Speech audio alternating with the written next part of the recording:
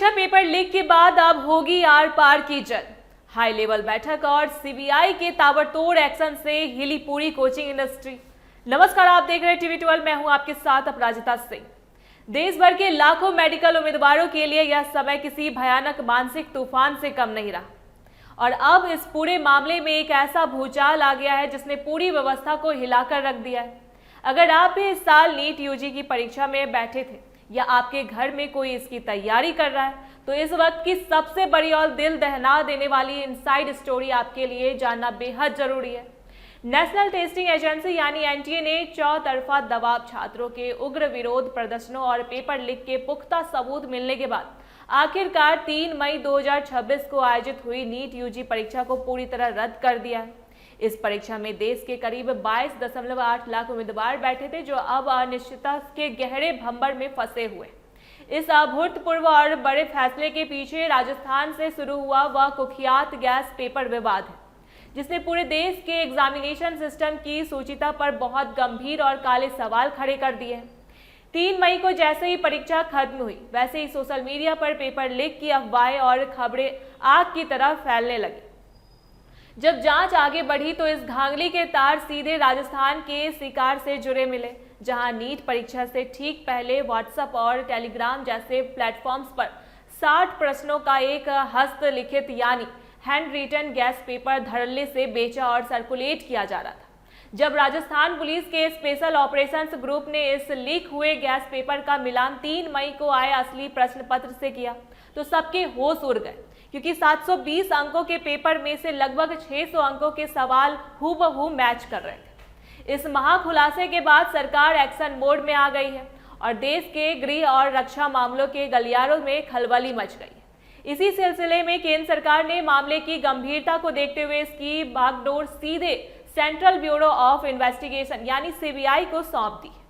सरकार इस बार किसी भी दोषी को बख्शने के मूड में नहीं है, जिसका अंदाजा इस बात से लगाया जा सकता है कि खुद रक्षा मंत्री राजनाथ सिंह के आवास पर एक बेहद हाई लेवल और गोपनीय बैठक बुलाई गई। इस महत्वपूर्ण बैठक में केंद्रीय शिक्षा मंत्री धर्मेंद्र प्रधान और ज्योतिरादित्य सिंधिया के साथ साथ एनआईए के डीजी और कई आला अधिकारी भी पहुंचे, जिससे साफ है कि सरकार अब इस पूरे नेक्सस पर कोई बहुत बड़ी और ऐतिहासिक सर्जिकल स्ट्राइक करने की तैयारी में। दूसरी तरफ सीबीआई की जांच में एक बहुत बड़ा और डरावना इंटरस्टेट सिंडिकेट सामने आया है। जांच में पता चला है कि इस बड़े स्कैम के पीछे पेपर सेट करने वाले पूर्व सदस्यों, कुछ डॉक्टरों और नामी कोचिंग संस्थानों के मालिकों का एक गहरा और गंदा गठजोड़ काम कर रहा है। महाराष्ट्र के लातूर में आरसीसी कोचिंग इंस्टीट्यूट के प्रमुख शिवराज मोटेगांवकर की गिरफ्तारी और विशेष अदालत द्वारा आरोपी डॉक्टर मनोज भगवान राम सिरे और फिजिक्स शिक्षक तेजस हर्षद कुमार शाह को 5 दिनों की सीबीआई हिरासत में भेजे जाने के बाद अब तक गिरफ्तार आरोपियों की कुल संख्या बढ़कर 13 हो चुकी है।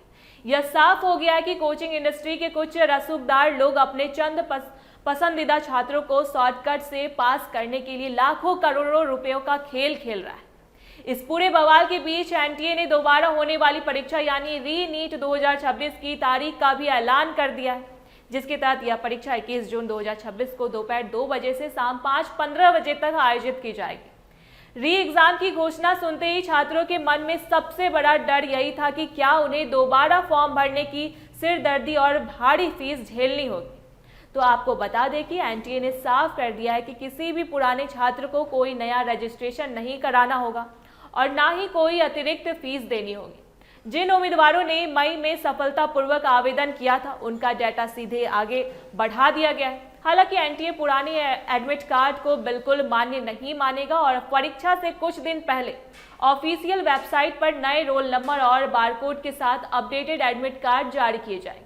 कम समय होने के कारण सिलेबस और एग्जाम पैटर्न को लेकर भी घबराने की जरूरत नहीं है, क्योंकि परीक्षा में फिजिक्स, केमिस्ट्री और बायोलॉजी से पुराने पैटर्न पर आधारित कुल 180 प्रश्न ही पूछे जाएंगे और मार्किंग स्कीम भी वहीं रहेगी। यह नियम भारत के साथ साथ विदेशों के 14 अंतर्राष्ट्रीय सेंटर्स पर परीक्षा देने वाले एनआरआई छात्रों के लिए भी लागू होगा। इस पूरी खींचतान का सबसे दर्दनाक पहलू उन ईमानदार छात्रों का मानसिक तनाव है जो दिन रात एक करके सालों से तैयारी कर रहे थे और अब वे गहरे सदमे, डिप्रेशन और एंजाइटी का शिकार हो रहे हैं। लेकिन अब समय आ गया है कि सोशल मीडिया की अफवाहों को छोड़कर छात्र पूरी ताकत से इस बची हुई लड़ाई के लिए खुद को तैयार करें। इस पूरे नीट स्कैम और सरकार के इस बड़े कदम पर आपकी क्या राय है? क्या आपको लगता है कि इस बार सीबीआई इस रैकेट को पूरी तरह जड़ से खत्म कर पाएगी? हमें कमेंट बॉक्स में अपनी राय जरूर साझा करें। देखते रहे TV12। धन्यवाद।